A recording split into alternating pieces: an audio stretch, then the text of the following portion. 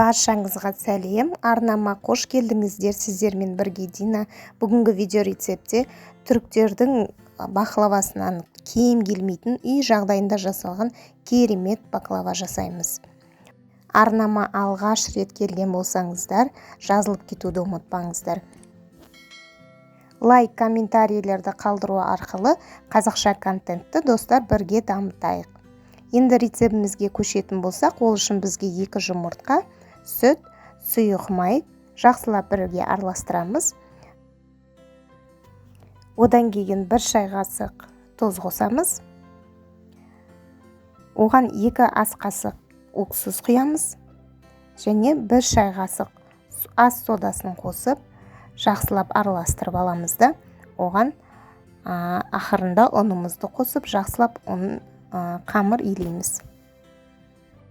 Достар, бұл баклаваны рецептін мен сіздермен бірге алғаш рет жасап тұрмын. Сенсеңіздер, ең алғаш рет жасағаның өзінде керемет, өте дәмді, өте ерекше болып шықты. Мінекей қамырымыз осылай дайын болады.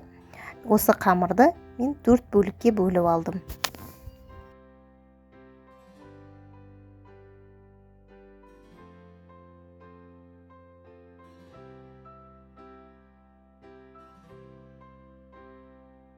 Осы бөліктерге бөлінген қамырларды енді жақсылап жайып аламыз. Жаю үшін бізге ұнның енді еш қажеті болмайды. Ол үшін бізге кукурузды крахмал керек болады. Кукурузды крахмалды қамырды жаярда аямай себеміз. Крахмал бізге қамырды өте жұқа қылып жаюға көмектеседі. Жұқа болған соншалықты қамырдың астынан қолымыз көрініп тұру қажет. Видеодағыдан да жұқа болса да керемет шығады.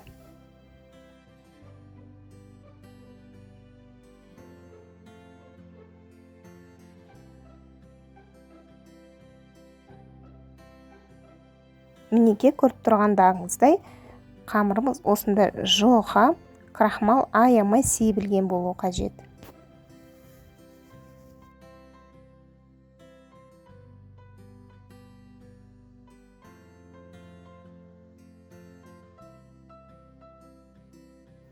Енді осы жайылған қамырымыздың үстіне ұнтақталған алдын ала мен грецкий орехтерді ұнтақтап қойдым.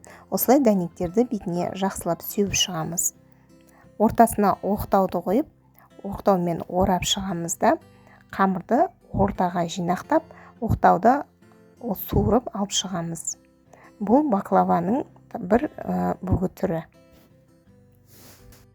Осындай баклаваның басқаша бүгі түрлерін білгіңіз келсе, осы видеоға көптеген лайк, комментарийлерді қалдырсаңыздар, сіздер үшін тағы да видео түсіріп көрсетемін боламын.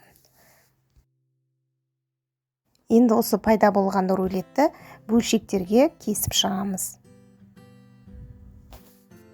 Дайын болған осы бөлшектерді астына пергамент қағазын төсеп, табамызға қойып шығамыз.